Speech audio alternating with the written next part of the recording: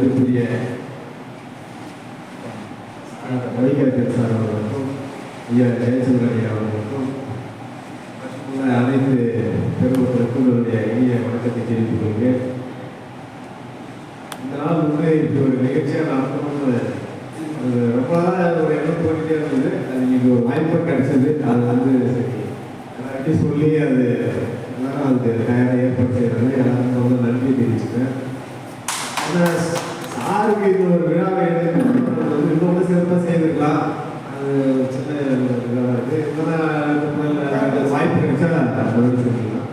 ஏன்னா அந்த உதவக்கூடிய குழந்தை எனக்கு அவருக்கு ரொம்ப பிடிச்சது.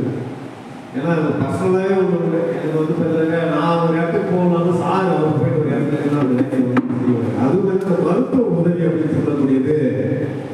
அவர் வந்து நான் பார்த்ததுலேருந்து நான் கேள்விப்பட்டதுலேருந்து அவர் செய்யக்கூடிய உதவியே மிகப்பெரிய உதவி மருத்துவ உதவி தான்.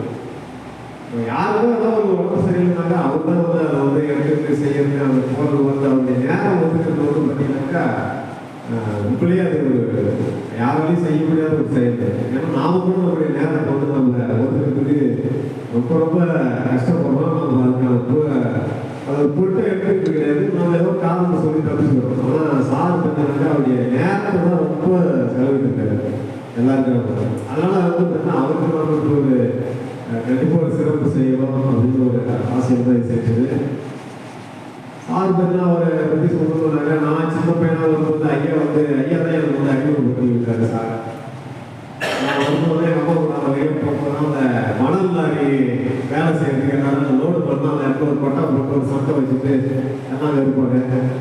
கலைச்சல் அப்பா போவார். அவர் கூட நான் கணேஷ் பாபா கூட போயிட்டு அந்த இடத்துல விளையாடி கிடப்பேன். அவங்க விளையாடி கிடக்கும்போது அப்போ தான் ஐயா அந்த பக்கம் வந்தாருன்னா குறிச்சு வச்சுட்டு என்ன படிக்கிற ஏது படிக்கிற அப்படின்னு சொல்லி கேட்பேன். அப்போ தான் சார் அவர் சொன்னார். அவருக்கும் ஒரு தெரியுமா கேட்பாரு.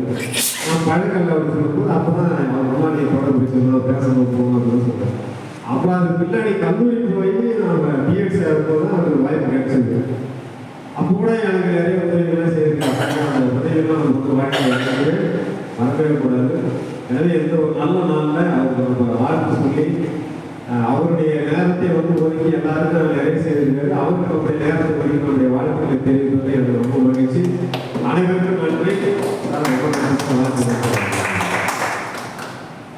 தமிழரசு பாலுடைய தமிழ் மேலே ரொம்ப நாற்பத்தி ரொம்ப மதிப்பு உண்டு. அதற்கான தகுதியும் உண்டு. பாலுக்கு தமிழ்நாட்டிலேயே அவர் வந்து டிஆர்பி முதல் மாணவராக இருந்தார்.